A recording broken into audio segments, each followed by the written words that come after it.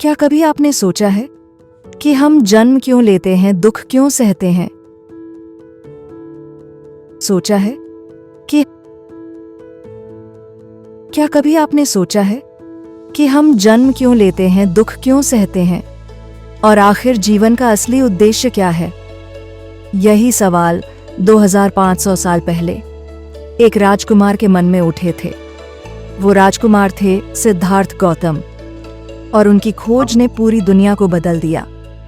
आज की इस वीडियो में हम बात करेंगे डॉक्टर भीमराव अंबेडकर की महान पुस्तक द बुद्धा एंड हिज धम्मा के बारे में, जो बुद्ध के जीवन, उनके विचार और उनके धम्म को इतनी गहराई से समझाती है कि यह किताब सिर्फ पढ़ी नहीं जाती बल्कि जी ली जाती है।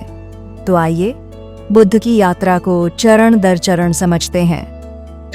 जन्म और बचपन, राजकुमार से साधक तक कहानी शुरू होती है कपिलवस्तु से। शाक्य गणराज्य के राजा शुद्धोधन और रानी माया के घर एक पुत्र का जन्म हुआ। नाम रखा गया सिद्धार्थ, जिसका अर्थ है जिसकी इच्छाएं पूरी होंगी। जन्म के 7वें दिन ही मां का देहांत हो गया।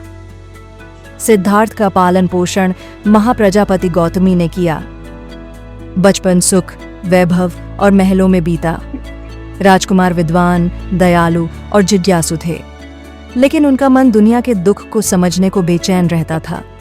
कहते हैं एक दिन उन्होंने महल से बाहर निकलकर 4 दृश्य देखे: बुढ़ापा, बीमारी, मृत्यु और एक शांत सन्यासी। ये दृश्य उनके हृदय को हिला गए।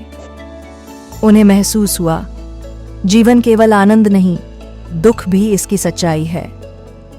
गृह त्याग और ज्ञान की खोज में निकल गए। सिद्धार्थ ने सोचा, अगर दुख है तो उसका समाधान भी होगा। 29 साल की उम्र में उन्होंने पत्नी यशोधरा और पुत्र राहुल को छोड़ महल से बाहर निकलने का फैसला किया। इसे कहते हैं महाभिनिष्क्रमण। उन्होंने कई आचार्यों से शिक्षा ली, कठोर तपस्या की, वर्षों तक उपवास रखा। शरीर इतना कमजोर हो गया कि वे मृत्यु के करीब पहुंच गए। तभी उन्हें एहसास हुआ चरम तपस्या समाधान नहीं है। उन्होंने मध्यम मार्ग अपनाया, न ज्यादा विलासिता, न ज्यादा कष्ट। वे बैठे बोधि वृक्ष के नीचे, प्रण किया, जब तक सत्य न मिल जाए यहां से नहीं उठूंगा। लंबे ध्यान के बाद एक रात पूर्णिमा को उन्हें ज्ञान प्राप्त हुआ। वो बन गए बुद्ध। अब उनका लक्ष्य था दुनिया को इस सत्य से परिचित कराना। धम्म का उद्घोष, 4 आर्य सत्य और अष्टांगिक मार्ग। ज्ञान प्राप्ति के बाद बुद्ध ने सारनाथ में अपना पहला उपदेश दिया। इसे कहा गया धम्म चक्कपवत्तन सुत्त। उन्होंने जो सबसे महत्वपूर्ण बात कही वह थी 4 आर्य सत्य। एक, दुख जीवन दुखमय है। 2, समुदय दुख का कारण तृष्णा है। 3, निरोध तृष्णा का अंत संभव है। 4, मार्ग, अष्टांगिक मार्ग उसका उपाय है। अष्टांगिक मार्ग: सम्यक दृष्टि, सम्यक संकल्प, सम्यक वाणी, सम्यक कर्म, सम्यक आजीविका, सम्यक प्रयास, सम्यक स्मृति और सम्यक समाधि। बुद्ध ने धर्म को कर्मकांड से मुक्त किया। उन्होंने कहा, सत्य को तर्क और अनुभव से परखो, अंधविश्वास मत मानो। यही था धम्म का असली अर्थ। विरोध और संघर्ष। बुद्ध का यह संदेश तब के समाज के लिए क्रांतिकारी था। ब्राह्मणवादी व्यवस्था को यह चुनौती देता था। यज्ञ, बलि, जातिवाद, इन सब पर सवाल खड़े करता था। पंडितों ने बुद्ध को नास्तिक कहा कि यह वेद विरोधी हैं।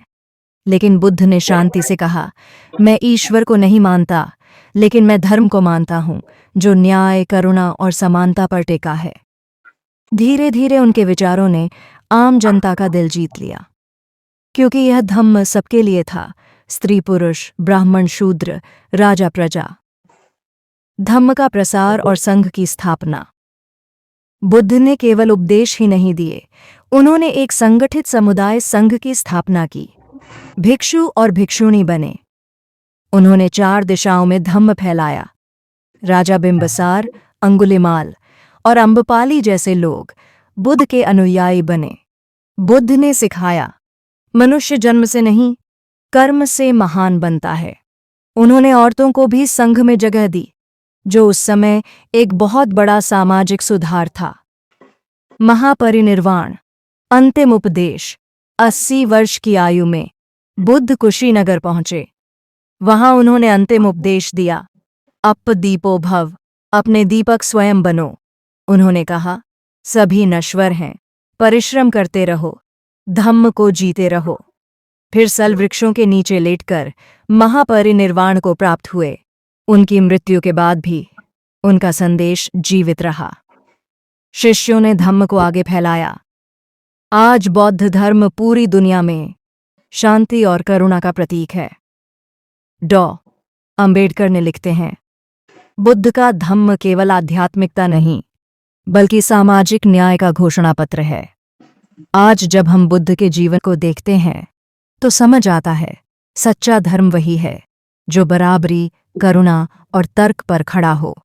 दोस्तों, आपको बुद्ध के जीवन से सबसे गहरी सीख क्या मिलती है? कमेंट में ज़रूर लिखिए। और अगर यह वीडियो आपको पसंद आई हो तो लाइक, शेयर और सब्सक्राइब करना न भूलें। हम लाते रहेंगे आपके लिए ऐसे ही ज्ञानवर्धक वीडियो। जय भीम, नमो बुद्धाय।